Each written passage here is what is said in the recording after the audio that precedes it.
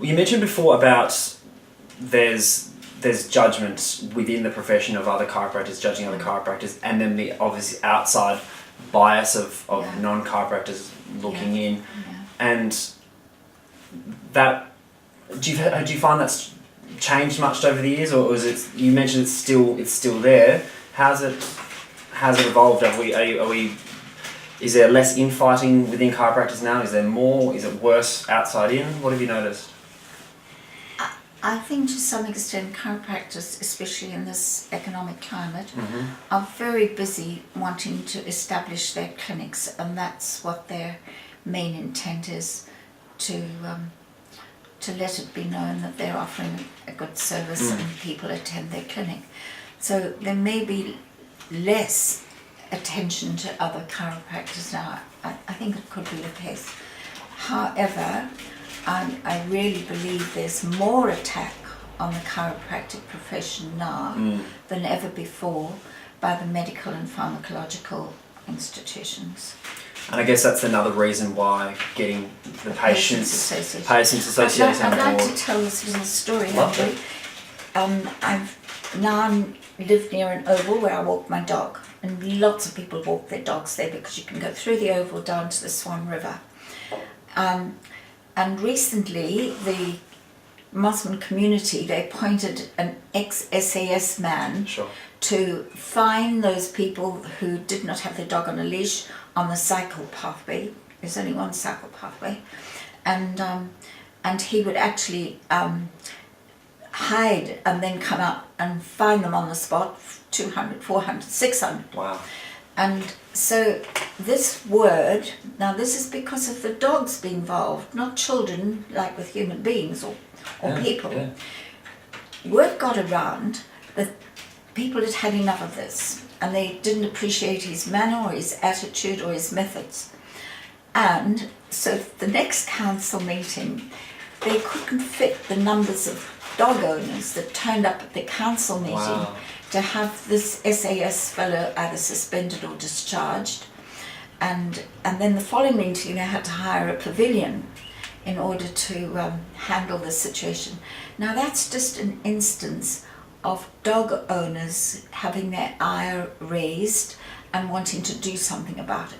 And I believe that if we could use the right methods, our back week is so weak.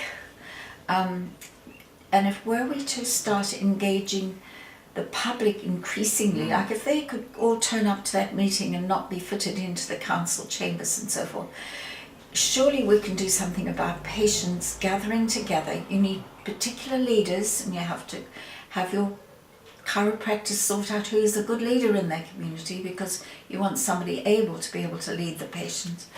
But I do think much more could be done at present, and it's critical that it's done now. You'd think that, as you mentioned, if a group of the local community come together over an issue like dogs on a leash, you'd think that the wider community in the country can come together to talk about things like the loss of patient rights and the ability to choose where they get health services from. So that would be fantastic to see. And to become informed about what chiropractic offers. Most people haven't a clue that the spine is relevant to the brain's connection with the body cells. They haven't any idea. And we need to educate on that basis. Yeah. Do you feel that a large part of what's missing is that education? What else can the chiropractors, the profession, be doing right now to move forward? Where's it going? I just think that every chiropractor should be having a patient meeting, gathering their patients in and educating them once a month or whatever they can manage. And let it start at ground level with the chiropractors educating that group of the public, so that then they become informed and begin to be able to spread the word. So start in their own local communities and let those communities then build. Perfect. That's a great idea. So over 58 years in the profession, what are some things that have kept you going over the years, kept you showing up, seeing people, hands on bodies? What's kept you going over the years? I think most chiropractors experience it. It's the interaction of you being there, offering to help with a particular problem that the patient has, and then the success that chiropractic can have Mm-hmm. with the patient's symptoms, but also there's a heightening of your own energy in that interaction that takes place. To some extent, you are healed as well.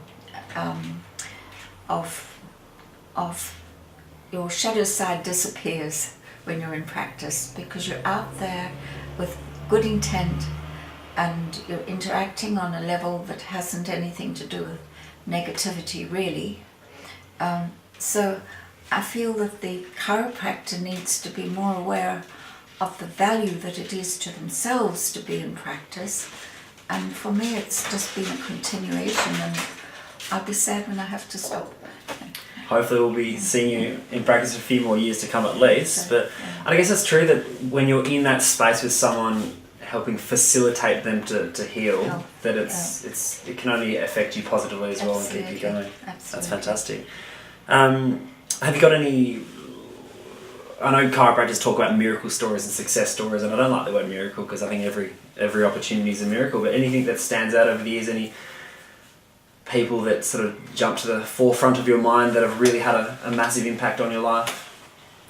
I think, it's a daily thing that happens almost. Recently I had a fellow come in and he could hardly tell me the story of his health problems. I could penetrate that he was fairly intelligent, and I only adjusted him about 3 or 4 times, and I thought, God, I don't know, I need to go on with this fellow. He's such a pain. And he came in on about the 5th visit and looked at me and he said, I'm better. And I thought I'd better lean against the wall because this is the most unexpected situation. It's just amazing how when we clear those pathways, and both mental and physical and psyche, they all can change quite markedly.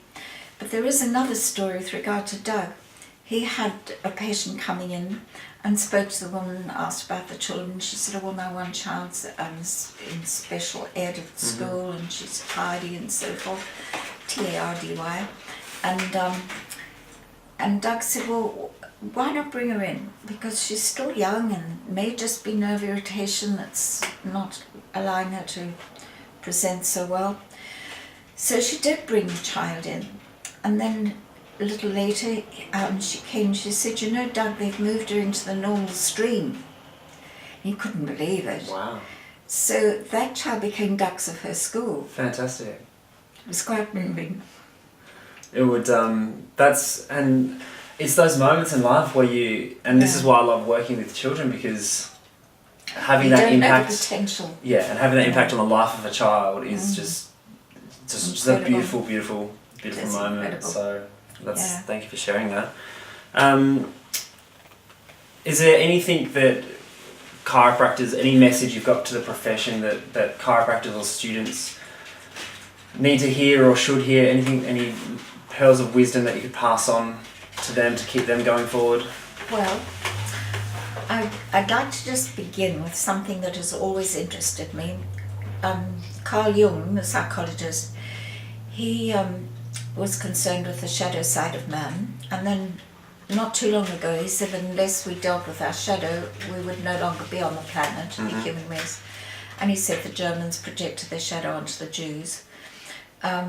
And I've kind of wondered about that shadow side, and recently, understanding the Jungian author and psychologist Robert Johnson, he wrote the books He, She, We, The Fisher King, and Jung himself maintained that to the extent that we harbour negativity and judgment and criticism and even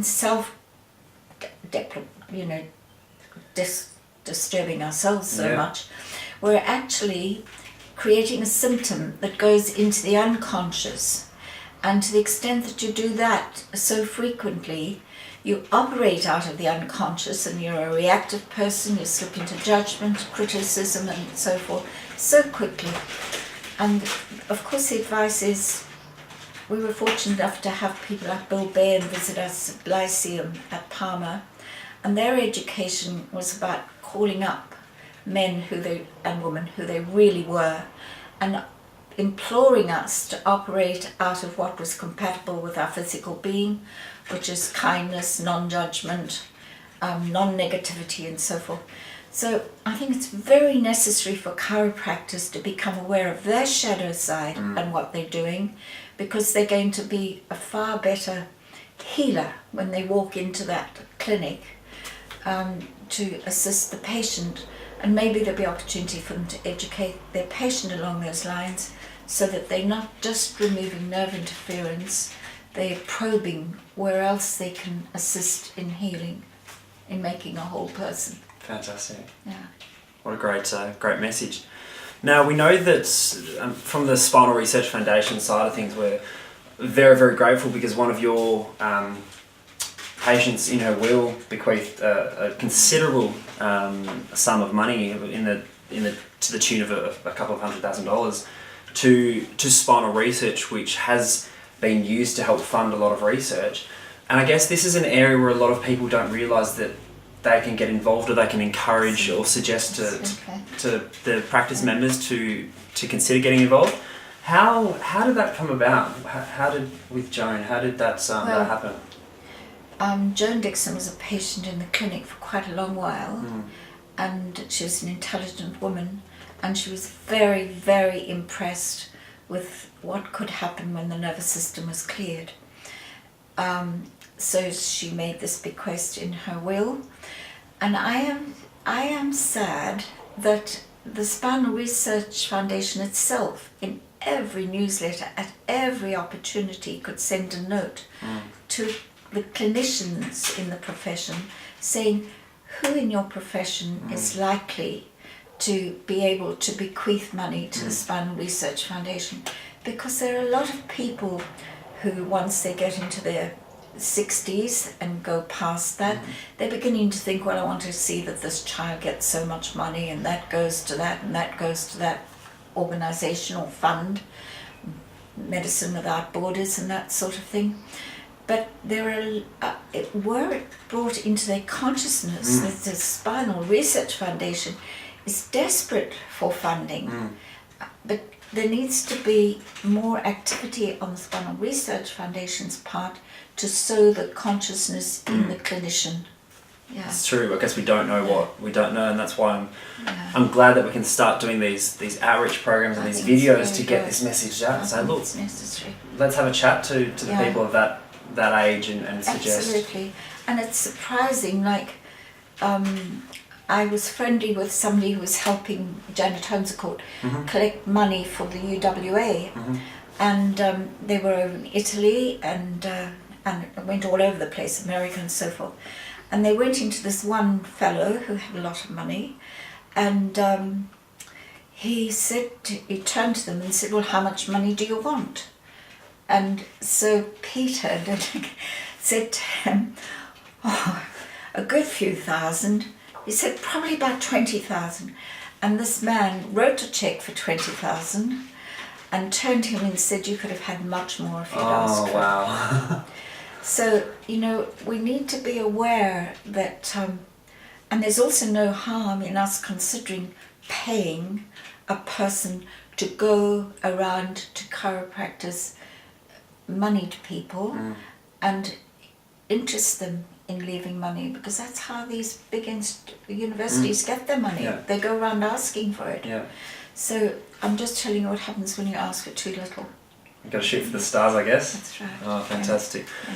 Look, that's just to wrap it up. It's been an absolute pleasure having a few brief moments to chat to you and have you share your wisdom from the early days of your experience in chiropractic to just upping your life and moving to the other side of the world, not knowing what chiropractic is like, to meeting the greats like BJ Palmer and being instrumental in being a figurehead of chiropractic in Australia with helping set up Spinal Research Foundation and registration and so forth, and just being an absolute leader of the profession for chiropractic, for women in chiropractic especially, and I'm so glad that we can have this chat, and I'm so glad that you're still active in the profession, you're still adjusting, you're still helping change those people's lives, because there will always be more people to check and adjust. That's right. And it was an absolute pleasure and honour to have a chat to you, and thank you so much. And hopefully, yeah, much love to Doug as well. And we look forward to spending more time and chatting with you in the future. And we hope that, yeah, we can get more of this awareness to the Spinal Research Foundation, whether it's what we're doing in our individual lives, with our individual communities, at a bigger level with big quests outside the profession, that sort of thing. But we can all work together for the benefit of the foundation, for the benefit of our communities, and for the benefit of health worldwide. So thank you once again. And I'd like to thank you, because I think that you're a rising star. Oh, thank you very much. And I appreciate Craig Foot's efforts too in taking on the presidency. And I would like to see the Spinal Research Foundation become more dominant in chiropractors' lives. Sounds great. Yeah. Thank you so much, Shirleigh.